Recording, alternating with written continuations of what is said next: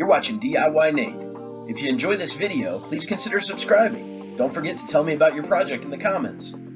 Alright friends, on this quick episode of DIYNate, we're going to be restringing a curved shaft 132R Ryobi string trimmer.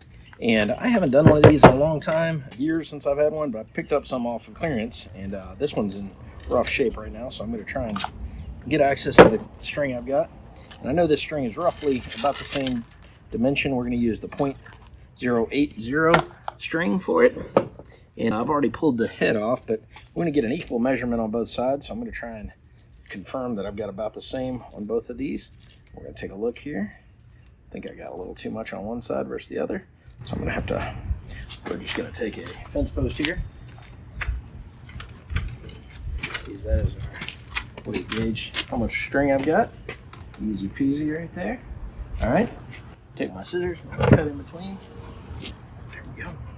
Roughly halfway. So we're going to get ourselves two equal segments, approximately equal. And now what we're going to take these two segments of string, we're going to set them to the side. We're going to go ahead and line up our bump head, and on this there is an arrow here, and you want to line that arrow up with this part right here so that they are even. And with the first part, we're going to take one of our strings, and we'll take this guy. In fact, I'm going to use the clean end since I know that some of the string is already a little bit frayed. So I'm going to take one of these, and the first thing we're going to do, we're going to find the hole that we can access it from.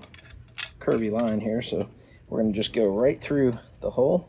Alright, since I'm kind of desperate to get this video done, I can have this off my list of things to do. I want to show you guys this string is roughly the same size, but it'll be good enough. It's a 0.8, and it is pretty specific.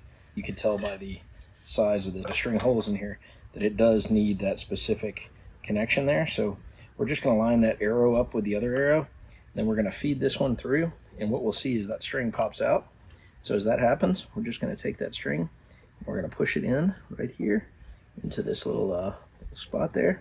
Once we got it in where we're hitting something, a little bit of, it should meet some resistance, then we'll pull the string back on it, and that one's ready to go. Okay, then we're going to do the same on the other side. On this string, this side looks cleaner, so I'm going to use that one. We'll come back here, and we're going to make sure we're keeping our lines up. So I'm going to go through here. Again, we'll see that string pop out the top. We'll take it, and there's a little small hole right here. You can see it right in here that I'm going to tuck this into. I'll push it in there just a bit, as deep as we can go.